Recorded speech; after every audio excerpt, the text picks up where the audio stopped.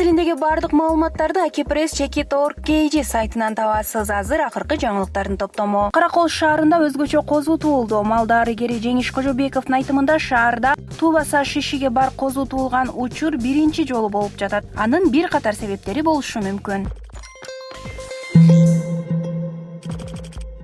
Эл аралык олимпиада комитети жакынкы 2 айда коронавирус басаңдабаса, быйыл Токиодо өтө турган жайкы олимпиада оюндары токтотулушу мүмкүн экенин билдирди.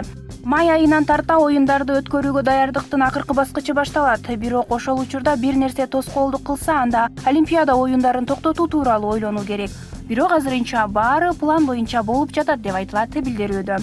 Акыркы маалыматтарды карасак, дүйнө боюнча коронавирус 80.239 адамга жукту.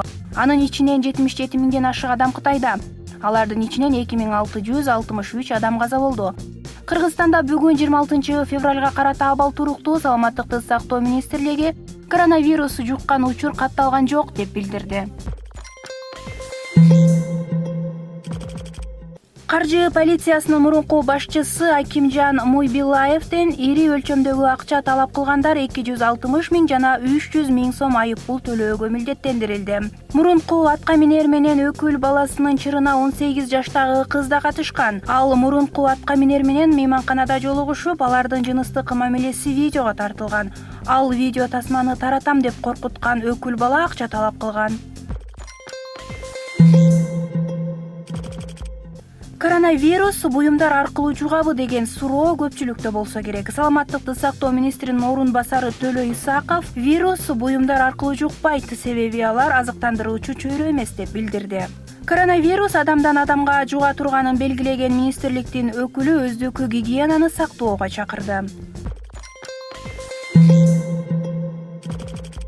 Кыргыз почтасы ишканасынын кызматкерлери коопсуз шаар долбоору боюнча чыгарылган токтомдорду эреже бускан айдоочуларга жеткирүүгө 3 жолу аракет жасайт. Тактап айтканда, бакыт каттын ээси табылбаган учурда айып пул жазылган, барак жол кыймылынын коопсуздугун камсыздоо бөлүмүнүн өкүлдөрүнө берилет. Бардык маалыматтарды уюлдук телефондон эле окусаңыз болот. Ал үчүн баракелде мобилдик тиркемесин көчүрүп алыңыз.